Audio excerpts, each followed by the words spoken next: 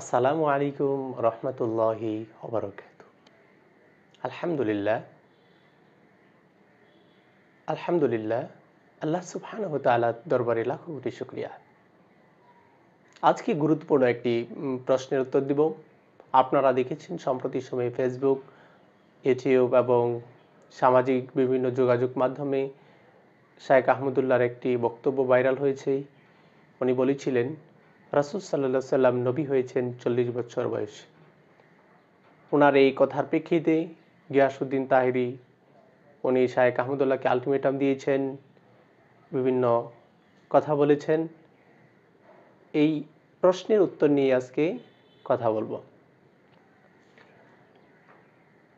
মানুষের মুখে প্রচলিত একটি মাশহুর একটি কথা আছে, যেটা হচ্ছে কুনতু নাবিয়ান ওয়া আদামা কুনতু নাবিয়ান ওয়া আদামু বাইনাল মাই ওয়াত তিন। রাসূল সাল্লাল্লাহু আলাইহি সাল্লাম নবী ছিলেন যখন হযরত আদম আলাইহিস সালাম পানি এবং মাটির মাঝখানে ছিল। এই বর্ণনাটা যেটা আমরা করছি, এই উক্ত প্রচলিত এই হাদিস বিষয়ে মুহাদ্দিসিনে কেরামের মন্তব্য হলো, আল্লামা জারকাশি রহমাহুল্লাহ লা ইয়াসিহু বলছেন এটা সঠিক নয়। ইমাম সাখাবী রহিমাহুল্লাহ বলেছেন এর উপর নির্ভর করতে পারি না। ইমাম সাখাবী রহমতুল্লাহ এটাকে আবার মাউজু বা বানোয়াটু বলেছেন। আল আসরারুল মারফুআহ গ্রন্থের মোল্লা আলী কারি রহিমাহুল্লাহ বলেছেন এর কোনো ভিত্তি নেই। লা আসাল্লাহু, এটা কোনো ভিত্তি নেই, এটা বানোয়াট এবং মাউজু বলেছেন। আল্লামা জুরকানি রহমাহুল্লাহ এটাকে বাতিল বলেছেন, এর কোনো ভিত্তি নেই। মুহাদ্দিসিনে কেরাম এরকম মন্তব্য করেছেন। এখন কথা হচ্ছে যে এরকম আরো বর্ণনা পাওয়া যায়, তবে এখানে যে বলা হয়েছে বাইনাল মা ওয়াত তিন, এই বর্ণনাটাকে বাতিল বলা হয়েছে। এরকম বিভিন্ন হাদিসের মধ্যে আরো কিছু বর্ণনা পাওয়া যায়। এর মধ্যে মুসনাদ আহমদের ১৬৬৩৩ নম্বর হাদিস, মুসান্নাফ ইবনে আবি শাইবার ৩৯৩২ নম্বর হাদিস, একটা মুরসাল বর্ণনা, সেটা তাবি পর্যন্ত পৌঁছেছে। আর আব্দুল্লাহ ইবনে শাকিক, হযরত আব্দুল্লাহ ইবনে শাকিক রাহিমাহুল্লাহ থেকে বর্ণিত, আন্না রাজুলান সাআলা নবী সাল্লাল্লাহু আলাইহি সাল্লাম, এক ব্যক্তি রাসূল সাল্লাল্লাহু আলাইহি সাল্লামকে প্রশ্ন করলো, মাতা কুনতা নবিয়্যা, আপনি কখন থেকে নবী? ক্বালা কুনতু নাবিয়্যা ওয়া আদামা কুনতু নাবিয়্যা ওয়া আদামু বাইনার রূহি ওয়াল জাসাদ। ওনার ওই ব্যক্তির প্রশ্নে রাসূল সাল্লাল্লাহু আলাইহি সাল্লাম বললেন, কুনতু নাবিয়্যান, আমি নবী হয়েছি, ওয়া আদামু বাইনাল রূহি ওয়াল জাসাদ, হযরত আদম আলাইহিস সালাতু ওয়াস সালাম যখন রূহ এবং অবয়ব শরীর এর মাঝে ছিলেন, অর্থাৎ হযরত আদম আলাইহিস সালাতু ওয়াস সালামের সৃষ্টির পূর্বেই আমি নবী হয়েছিলাম বা আমি নবী ছিলাম।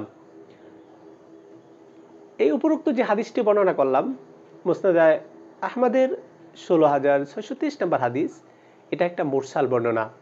এই বর্ণনা কোনো সাহাবী থেকে নবীর সূত্রে বর্ণিত নয়, কারণ আব্দুল্লাহ বিন শাকিক একজন তাবিঈ ছিলেন।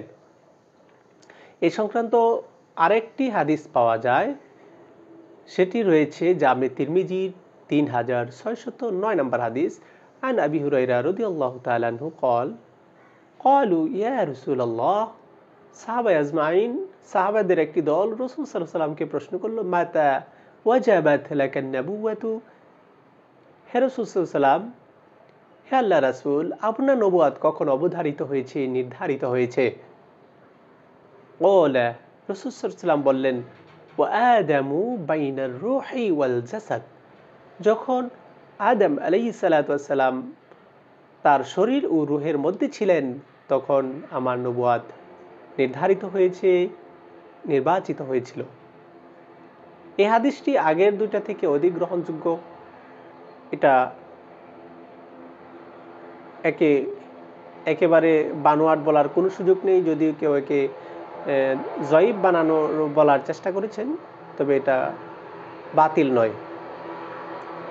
সম্মানিত দর্শক, আল্লাহ সুবহানাহু ওয়া তাআলা পবিত্র কুরআনুল কারীমের সূরা আল ইমরানের ৮১ নম্বর আয়াত থেকে সকল নবীদের থেকে ওয়া আখাযাল্লাহু মিথাকান নাবিয়্যিন, আল্লাহ সুবহানাহু ওয়া তাআলা সকল নবীদের থেকে এই অঙ্গীকার নিয়েছেন যে এই প্রতিশ্রুতি আল্লাহ রাব্বুল আলামিন নিয়েছেন যে আমি যদি তোমাদের কিতাব এবং হিকমত দান করি, তারপর তোমাদের নিকট কোনো রাসূল আগমন করে, অর্থাৎ অনেক নবী রাসূল আসার পরে যদি আবার কোনো রাসূল আগমন করেন, তাহলে তারা তার কিতাবকে সমর্থন করে, যে তোমাদের কাছে যে কিতাব আছে তার সমর্থন করে, তবে তোমরা অবশ্যই তার প্রতি ঈমান আনবে এবং অবশ্যই তাকে সাহায্য করবে। আল্লাহ সুবহানাহু ওয়া তাআলা শুধু তা বলেই ক্ষান্ত হন নাই, তখন আল্লাহ সুবহানাহু ওয়া তাআলা ওনার কাছে সকল নবীরা স্বীকৃতি দিয়েছিল, হ্যাঁ আমাদের পরে যদি আরও কোনো রাসূল আসেন, আমাদের পরে যদি কোনো রাসূল আগমন করেন, তাহলে তাকে আমরা মেনে নিব, তাকে আমরা অবশ্যই সাহায্য করব, তাকে আমরা অবশ্যই স্বীকৃতি দেব। তখন আল্লাহ সুবহানাহু ওয়া তাআলা বললেন, ক্বালা ফাশহাদু ওয়া আনা মাআকুম মিনাশ শাহিদিন।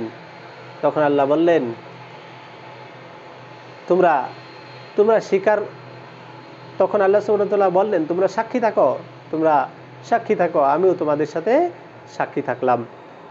এই আয়াতের তাফসিরে ব্যাখ্যায় মুহাদ্দিসিনে কেরাম বর্ণনা করেছেন যে রাসূল সাল্লাল্লাহু আলাইহি ওয়াসাল্লামের আগমনের বার্তা আল্লাহ সুবহানাহু ওয়া তাআলা সকল নবীকে রূহের জগতে দিয়ে দিয়েছিলেন। এখন প্রশ্ন হলো, রাসূল সাল্লাল্লাহু আলাইহি সাল্লাম নবুয়াত পেয়েছেন কত বছর বয়সে?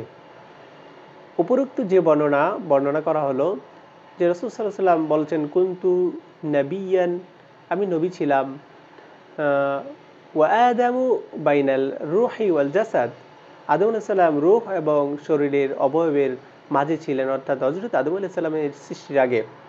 এখন কথা হচ্ছে, ওইটা তো বলা হচ্ছে আল্লাহ অবধারিত করলেন, নির্ধারিত করলেন। এখন রাসূল সাল্লাল্লাহু আলাইহি সাল্লামকে কখন পৃথিবীতে নবী হিসেবে প্রেরণ করা হয়েছিল? রাসূল সাল্লাল্লাহু আলাইহি সাল্লাম পৃথিবীতে আসার পরে সাথে সাথেই কিন্তু ওনার কাছে নবুয়াত আসেনি, ওনার কাছে জিবরাইল আলাইহিস সালাতু ওয়াস সালাম আসেনি। উনি হেরা গুহায় ধ্যান করতেন। যখন ওনার বয়স 40 বছর হলো, তখনই আল্লাহ সুবহানাহু ওয়া তাআলা জিবরাইল আলাইহিস সালাতু ওয়াস সালামের মাধ্যমে রাসূল সাল্লাল্লাহু আলাইহি সাল্লামের কাছে নবুয়াত প্রেরণ করেছেন, নবুয়াতের বাণী প্রেরণ করেছেন, কুরআনুল কারীম নাজিল করা শুরু করেছেন। অর্থাৎ যখন 40 বছর পূর্ণ হয়েছে, তখনই আল্লাহ সুবহানাহু ওয়া তাআলা নবুয়াত দিয়েছেন। এখানে একটা বিষয় পরিষ্কার করার বিষয় মনে করছি, সেটা হচ্ছে রাসূল যে নবী হবেন সেটা কিন্তু আগে থেকেই নির্ধারিত, কিন্তু নবী হয়েছেন কবে? যখন রাসূল সাল্লাল্লাহু আলাইহি সাল্লামের বয়স যখন 40 বছর পূর্ণ হয়েছে। শায়েখ আহমদুল্লাহ এই বিষয়টি বলার চেষ্টা করেছিলেন, কিন্তু গিয়াসউদ্দিন তাহিরি সাহেব সেটা বুঝতে হয়তো ভুল করেছেন। উনি সঠিক বিষয়টা আসলে বোঝার চেষ্টা করেননি। এটা বলার সুযোগ নেই যে রাসূল সাল্লাল্লাহু আলাইহি সাল্লামে যে হযরত আদম আলাইহিস সালামের জন্মের আগেই উনি যে নবী হবেন সেটা নির্ধারিত, এটাকে অস্বীকার করেননি। কারণ এটা সহিহ হাদিস দ্বারা, তিরমিজি শরীফের যে হাদিসটা পড়লাম সেটা দ্বারা অবশ্যই প্রমাণিত রয়েছে। তবে রাসূল সাল্লাল্লাহু আলাইহি সাল্লাম অনেক বর্ণনায় রয়েছে যে রাসূল সাল্লাল্লাহু আলাইহি সাল্লাম কবে নবী হয়েছেন। 40 বছর যখন রাসূল সাল্লাল্লাহু আলাইহি সাল্লামের পূর্ণ হয়েছে, তখনই রাসূল সাল্লাল্লাহু আলাইহি সাল্লাম নবুয়ত পেয়েছেন, নবী হয়েছেন। এ বিষয়ে আর ঘোলাটে পরিবেশ সৃষ্টি করা মোটেও উচিত হবে না। আসুন আমরা সঠিক বিষয়টা জানার চেষ্টা করি। আল্লাহ সুবহানাহু ওয়া তাআলা আমাদেরকে সকল ধরনের ফিতনা ফাসাদ থেকে, আমাদের ভাই ভাইয়ের ফিতনা ফাসাদ থেকে, ঝগড়া বিবাদ থেকে আমাদের সবাইকে হেফাজত করুন, আমিন। এটা একটা উদাহরণ হতে পারে, যেমন কেউ ধরেন একজন বলল যে আমার যদি একটা সন্তান হয়, সেই সন্তানের বয়স যখন 30 বছর হবে, তখন তাকে আমি একটা দোকানের মালিক বানিয়ে দিলাম। এখন কেউ যদি বলে যে ওই সন্তান জন্ম হওয়ার আগেই তো ওই দোকানের মালিক হয়ে গেছে, একদিক থেকে কথাটা ঠিক আছে, কারণ আসলেই তো তাকে মালিক বানিয়ে দেওয়া হয়েছে। কিন্তু আসলে সে দোকানের প্রকৃত মালিক কখন হবে? যখন তার বয়স 30 বছর হবে। এরকমভাবে রাসূল সাল্লাল্লাহু আলাইহি সাল্লাম যে নবী হবেন সেটা রুহের জগতে আল্লাহ সুবহানাহু ওয়া তাআলা নির্ধারণ করে রেখেছেন, কিন্তু নবী রাসূল সাল্লাল্লাহু আলাইহি ওয়াসাল্লাম এর নবুয়াত কখন পৃথিবীতে দেওয়া হয়েছিল? রাসূল সাল্লাল্লাহু আলাইহি ওয়াসাল্লামের বয়স যখন 40 হয়েছিল।